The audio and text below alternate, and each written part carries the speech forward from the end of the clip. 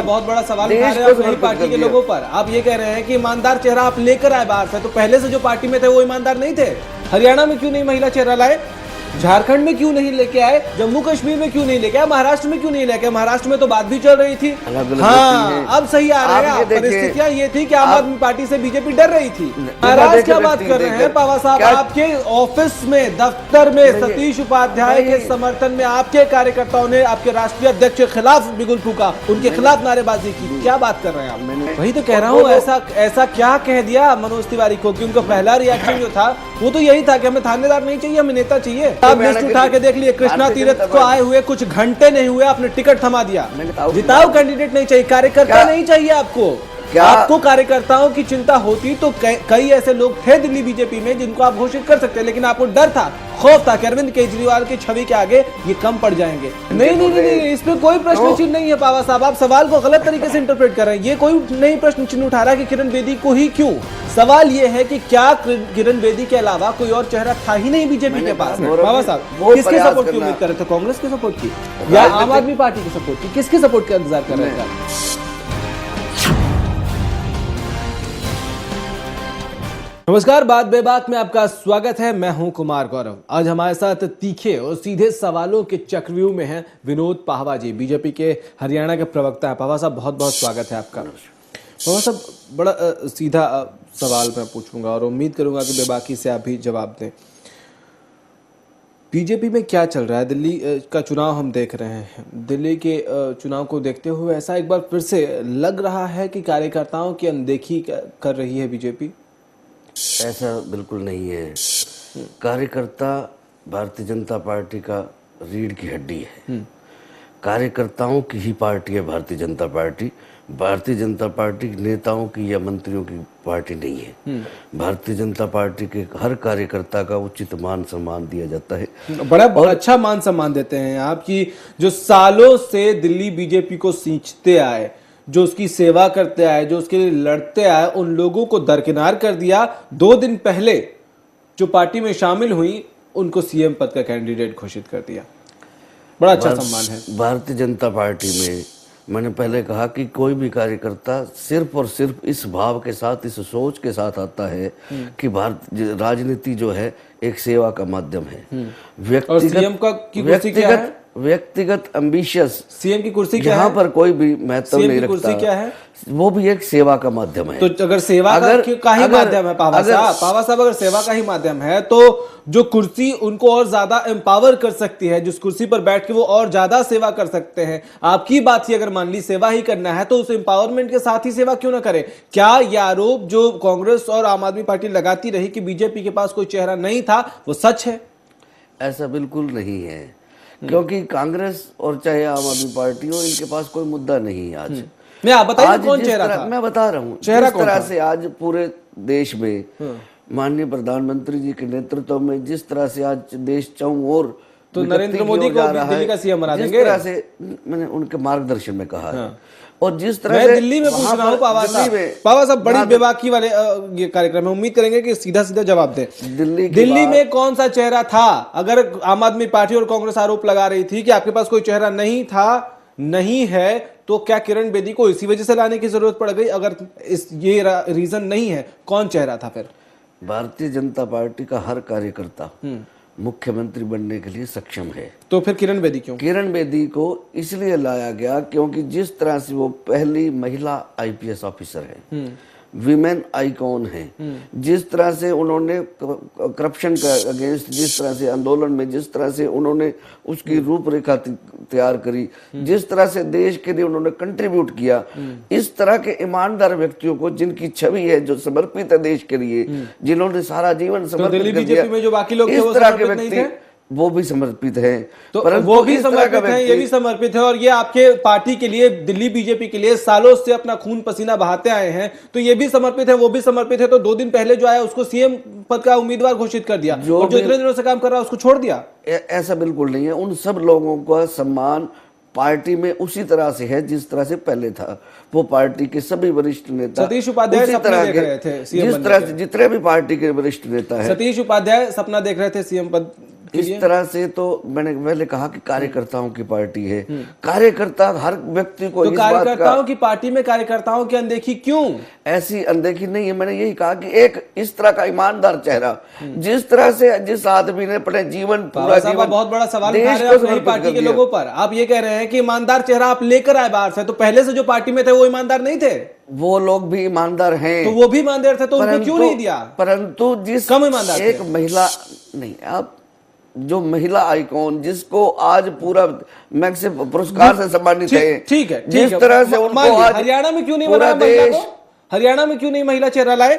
झारखंड में क्यों नहीं लेके आए? जम्मू कश्मीर में क्यों नहीं लेके आए? महाराष्ट्र में क्यों नहीं लेके आए? महाराष्ट्र में तो बात भी चल रही थी, तो क्यों नहीं महिला चेहरा उस समय बिठा दिया? सभी जगह की परिस्थितियां अलग अलग हाँ, होती हैं। अब सही आ रहा है। परिस्थितियां ये थी कि आम आदमी पार्टी से बीजेपी डर रही थी। ऐसा आप ये देखिए, आज पूरा देश, आप जब से लोकसभा चुनाव हुए उसके बाद 4 राज्यों में चुनाव हो चुके हैं।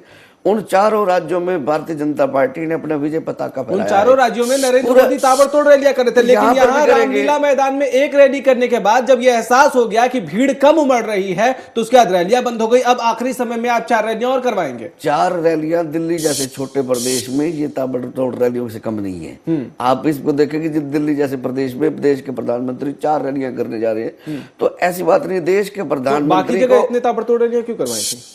मैंने पहले कहा कि बाकी जगह पर भी इसी तरह की रही, यहाँ पर भी 1 रैली पहले हो चुकी, 4 रैलियां अब होंगी, 5-5 रैलियां दिल्ली जैसे छोटे प्रदेश भीड़ आई, इसलिए खौफजदा होकर बीजेपी को लगा कि अब तो किरण बेदी ही एकमात्र सहारा है, क्योंकि अरविंद केजरीवाल की छवि बहुत साफ है और उस छवि के सामने टिकने वाला बीजेपी में कोई नेता ऐसा बीजेपी में दिख नहीं रहा है, इसलिए जानबूझकर किरण बेदी को लाया गया। गौरव जी, आज दिल्ली प्रदेश की का जो चुनावी जहां पर समीकरण जिस तरह से बन रहे हैं, कांग्रेस पार्टी हाशिए पर है।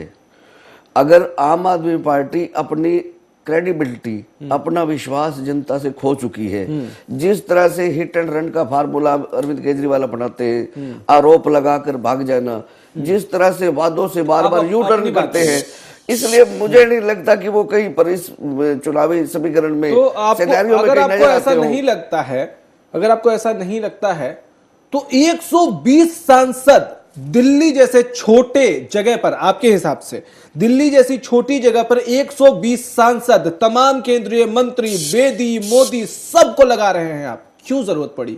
ये भारतीय, मैंने पहले भी कहा था कि भारतीय जनता पार्टी की खूबसूरती है कि भारतीय जनता पार्टी कार्यकर्ताओं की पार्टी है। चाहे वो मंत्री हो, चाहे देश के प्रधानमंत्री हो, वो भारतीय जनता पार्टी के कार्यकर्ता पहले हैं। आज देश में चुनाव यज्ञ हो रहा है, बिगुल बच चुका है। चुनाव को हम हल्के नहीं लेते, कोई भी चुनाव हो, चाहे वो 2013 में तो इतना बड़ा हंगामा नहीं किया था, कहीं पर भी चुनाव हो। 2013 में भारतीय जनता पार्टी की केंद्र में सरकार नहीं थी। 2013 में भी यही लोग वहां पर थे जो काम कर रहे हैं, आज वो नए नहीं आए। उस वक्त आज वो मंत्री बन गए, कोई विधायक बन गए, इसलिए वो आज उनको काउंटिंग में आ रहे हैं। ये अच्छी बात है भारतीय जनता पार्टी के लिए। और उस वक्त भी यही लोग थे, आज भी वही लोग हैं, क्योंकि ये चुनाव एक परिवार का, हम सब सदस्य हैं भारतीय जनता पार्टी के लोग हैं। कह लीजिए पावा साहब, एक तरफ कह रहे हैं कि 4 रैलियां बहुत है भाई साहब मोदी की, दूसरी कह रहे हैं कि छोटी जगह है दिल्ली, दूसरी तरफ 120 सांसद उतार रहे हैं, तमाम राज्यों से आप मुख्यमंत्रियों को बुला रहे हैं, आपके जितने कैबिनेट मंत्री उनको उतार रहे हैं, जो विधायक है दिल्ली बीजेपी के वो तो है ही, आरएसएस के लोग आपके समर्थन में वहां प्रचार कर रहे हैं, और कितने लोगों को लेकर आएंगे? या तो एक बात मान लीजिए कि आम आदमी पार्टी के बढ़ते जनाधार से बीजेपी डरी हुई है, या तो ये कह लीजिए कि नहीं भैया हम ऐसे ही काम करेंगे। दोनों से एक ही बात हो सकती है ना? ऐसा मैंने पहले गौरव जी यही जवाब दिया कि क्योंकि भारतीय जनता पार्टी कार्यकर्ताओं की पार्टी है। देश के प्रधानमंत्री भी भारतीय जनता पार्टी के कार्यकर्ता हैं, और उनके लिए 5 रैलियां वहां पर रखी गई हैं छोटे प्रदेश में।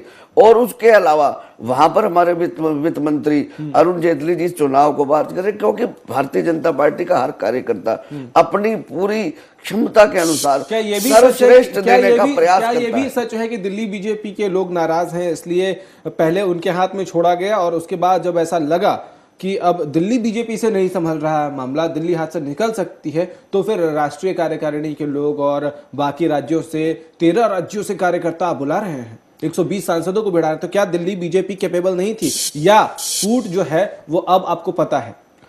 गौरव जी, अरुण जेटली जी दिल्ली के वोटर पहले हैं, दिल्ली में तमाम उम्र उन्होंने वहाँ पर गुजारी है, दिल्ली से बिलोंग करते हैं, दिल्ली की परिस्थितियों को बहुत अच्छी तरह से समझते हैं, इसलिए वो दिल्ली से बाहरी नहीं है, दिल्ली के 13 राज्यों के कार्यकर्ता, उसके अलावा 120 उसके बाद सांसद। बता रहा हूँ, उसके बाद आ रहा हूँ।